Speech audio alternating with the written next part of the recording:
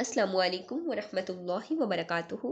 رب اشرح لی صدری ویسر لی امری واحلل عقدۃ من لسانی یفقہوا قولی۔ الحمدللہ رب العالمین۔ پارہ نمبر 5 سورۃ النساء، آیت نمبر 134۔ اعوذ باللہ من الشیطان الرجیم، بسم اللہ الرحمن الرحیم۔ من كان يريد ثواب الدنيا فعند الله ثواب الدنيا والآخرة وكان الله سميعا بصيرا۔ اور جو دنیا کے بدلے کا ارادہ رکھتا ہے تو اللہ رب العزت کے پاس دنیا اور آخرت کا بدلہ ہے، اور اللہ تعالیٰ ہمیشہ سے سب کچھ سننے والا، سب کچھ دیکھنے والا ہے۔ مانگو تو صرف اللہ رب العزت سے مانگو۔ اللہ تعالیٰ مطلع کرتا ہے کہ زمین و آسمان کا مالک اور حاکم وہی ہے۔ اللہ رب العزت فرماتے ہیں جو احکام تمہیں دیے جاتے ہیں اللہ تعالیٰ سے ڈرو، اس کی وحدانیت کو مانو، اس کی عبادت کرو اور کسی اور کی عبادت نہ کرو۔ یہی احکام تم سے پہلے اہل کتاب کو دیے گئے تھے، اور اگر تم کفر کرو گے تو خدا کا کیا بگاڑو گے؟ وہ تو زمین و آسمان کا تنہا مالک ہے۔ جیسے کہ حضرت موسیٰ علیہ السلام نے اپنی قوم سے فرمایا تھا کہ اگر تم اور تمام روئے زمین کے انسان کفر کرنے لگو تو بھی اللہ رب العزت بے پرواہ ہے۔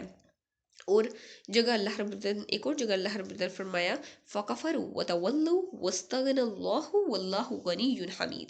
انہوں نے کفر کیا اور منہ موڑ لیا، اللہ رب العزت نے ان سے بے نیازی کی، اور اللہ رب العزت بہت ہی بے نیاز اور تعریف کیا گیا ہے۔ اپنے تمام بندوں سے غنی، اپنے تمام کاموں میں حمد کیا گیا ہے۔ آسمان و زمین کی ہر چیز کا وہ مالک ہے، ہر شخص کے تمام افعال پر وہ گواہ ہے، اور ہر چیز کا وہ علم رکھنے والا ہے۔ وہ قادر ہے کہ اگر تم اس کی نافرمانی کرو گے تو وہ تمہیں برباد کر دے گا اور غیروں کو آباد کر دے گا۔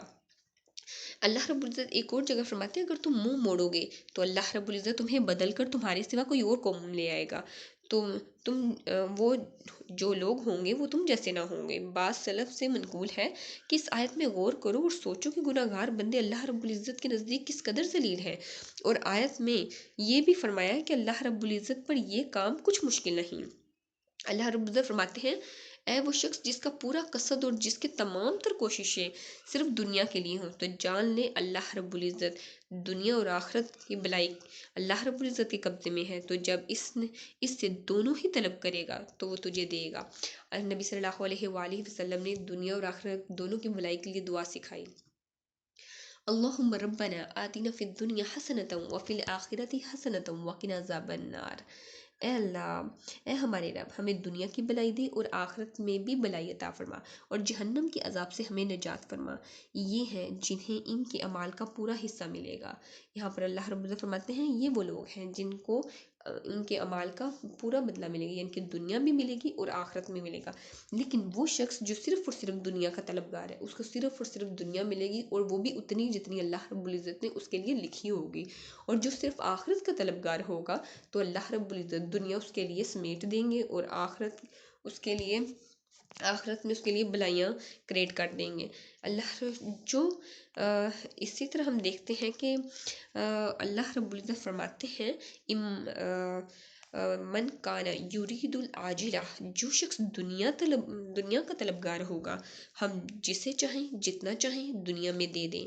امام ابن جریج نے اس آیت کے یہ معنی بیان کیا ہے کہ جن منافقوں نے دنیا کی جستجو میں ایمان قبول کیا تھا، یعنی کہ وہ عارضی طور پر انہوں نے اسلام قبول کیا تھا، کس لیے؟ صرف دنیا کے فائدے کے لیے کہ ہم بھی ایز مسلمانوں کے ساتھ مل جائے۔ ہم نے پریویس آیات میں بھی یہ چیزیں ڈسکس کی تھی کہ وہ جب رات ہوتی تھی تو مسلمانوں کے خلاف کتنی باتیں کرتے تھے، نبی صلی اللہ علیہ وسلم کے خلاف کتنی باتیں کرتے تھے، لیکن جب مشورہ وغیرہ کا ٹائم ہوتا تھا یا کسی سچویشن میں بھی مارننگ ٹائم میں نبی صلی اللہ علیہ وسلم اور صحابہ کے ساتھ وہ مل جاتے تھے منافق۔ تو اللہ رب العزت فرماتے ہیں انہیں دنیا چاہے مل گئی ہو، یعنی مسلمانوں سے مال غنیمت چاہے اسے مسلمانوں کے مال غنیمت میں سے حصہ مل گیا ہو، لیکن آخرت میں ان منافقوں کے لیے کچھ نہیں ہوگا۔ رکوع نمبر 17، آیت نمبر 135۔ یا ایہا الذین آمنوا کونوا قوامین بالقسط شہداء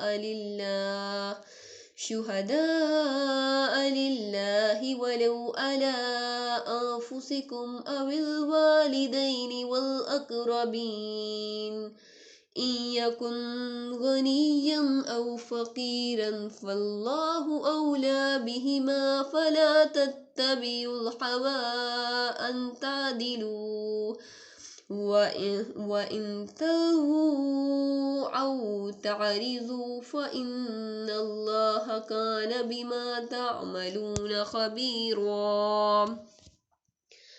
اے لوگو جو ایمان لائے ہو، انصاف پر قائم رہنے والے اور اللہ رب العزت کے لیے گواہی دینے والے بنو، اگرچہ تمہاری اپنی جانوں کے یا والدین کے اور رشتہ داروں کے خلاف ہو، اگر وہ امیر ہوں یا فقیر ہوں، اللہ رب العزت ان دونوں سے زیادہ حقدار ہے۔ چنانچہ خواہش نفس کی تباہ نہ کرو کہ تم عدل کرو، اور اگر تم زبان کو بیچ دو یا پہلو تہی کرو تو یقیناً اللہ رب العزت ہمیشہ سے جو تم عمل کرتے ہو اس سے پوری طرح باخبر ہے۔ انصاف اور سچی گواہی تقویٰ کی روح ہے۔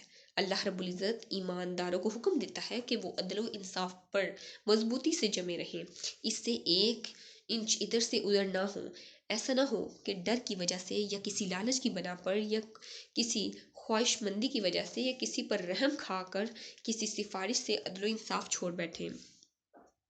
سب مل کر عدل کو قائم و جاری کریں، ایک دوسرے کی اس معاملے میں مدد کریں اور اللہ رب العزت کی مخلوق میں عدل کے سکے جما دیں، اللہ رب العزت کے لیے گواہ بن جائیں۔ اللہ رب العزت فرماتے ہیں وَأَقِیمُوا الشَّهَادَةَ لِلَّهِ، یعنی گواہیاں اللہ رب العزت کی رضا جوئی کے لیے، رضامندی کے لیے دو، جو بالکل صحیح، صاف، سچی اور بے لاگ ہوں۔ انہیں بدلو نہیں، انہیں چھپاؤ نہیں، صاف صاف سچی شہادت دو، وہ خود تمہارے اپنے ہی خلاف کیوں نہ ہو۔ تم حق گوئی سے نہ رکو اور یقین مانو کہ اللہ رب العزت اپنی اطاعت گزار غلاموں کی مخلصی کی صورتیں بہت سی نکال دیتا ہے۔ کچھ اسی پر موقف نہیں ہے کہ جھوٹی شہادت سے ہی اس کا چھٹکارا ہوگا، خواہ سچی شہادت ماں باپ کے خلاف ہی کیوں نہ ہو، خواہ اس شہادت سے رشتہ داروں کا نقصان ہی کیوں نہ ہو، لیکن تم سچ کو ہاتھ سے نہ جانے دو، گواہی سچی دو، اس لیے کہ حق ہر پر غالب ہے، ہر ایک پر غالب ہے۔ گواہی کے وقت نہ تو اپنی قریبی رشتہ دار یا امیر کا لحاظ کرو، نہ غریب پر رحم کرو، ان کی مصلحتوں کو اللہ رب العزت تم سب سے بہتر جانتا ہے۔ تم ہر صورت، ہر حال میں سچی شہادت ادا کرو۔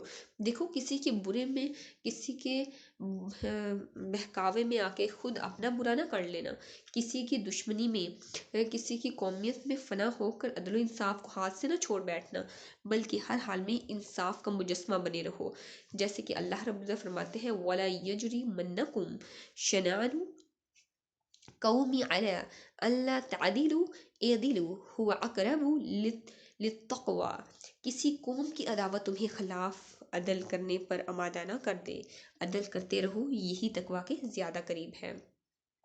حضرت عبداللہ بن رواحہ کو جب رسول اللہ صلی اللہ علیہ وآلہ وسلم نے خیبر والوں کی کھیتوں اور باغوں کا اندازہ کرنے کے لیے بھیجا تو انہوں نے آپ کو رشوت دینی چاہیے کہ آپ مقدار کم بتائیں، تو آپ نے فرمایا سنو اللہ کی قسم، نبی صلی اللہ علیہ وآلہ وسلم مجھے تمام مخلوق سے زیادہ عزیز ہیں اور تم میرے نزدیک کتوں اور خنزیروں سے بھی بدتر ہو، لیکن باوجود اس کے کہ آپ صلی اللہ علیہ وسلم کی محبت میں آ کر یا تمہاری عداوت کو سامنے رکھ کر ناممکن ہے کہ میں انصاف سے ہٹ جاؤں اور تم میں سے عدل نہ کرو۔ یہ سن کر اس یہودی نے کہا کہ ایسے ہی لوگوں کی وجہ سے زمین و آسمان کا نظام قائم ہے۔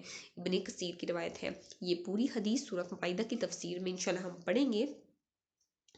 اسی طرح اگر تم نے شہادت میں تحریف کی، یعنی جو شہادت دینی ہے اس میں عدل و بدلی کی، اس کو بدل دیا، غلط کوئی سے کام لیا، تو یاد رکھو اللہ رب العزت کے سامنے تمہاری کوئی بھی چال کامیاب نہیں ہو سکتی۔ آپ صلی اللہ علیہ وآلہ وسلم نے ارشاد فرمایا بہتر گواہ وہ ہے جو دریافت کرنے سے پہلے ہی اپنی سچی گواہی دے دے، یعنی کہ اسے بلانا بھی نہ پڑے، وہ پہلے ہی اپنی سچی گواہی دے دے۔ اللہ رب العزت سے دعا ہے کہ اللہ رب العزت ہمیں دین کی سچی سمجھ نصیب فرمائے، اس پہ خود بھی عمل کرنے، دین کا پیغام دوسروں تک پہنچانے کی توفیق عطا فرمائے، آمین۔ وآخر الدعوانا ان الحمد للہ رب العالمین، سبحانک اللہم وبحمدک، نشہد ان لا الہ الا انت، نستغفرک ونتوب الیک۔ السلام علیکم ورحمۃ اللہ وبرکاتہ۔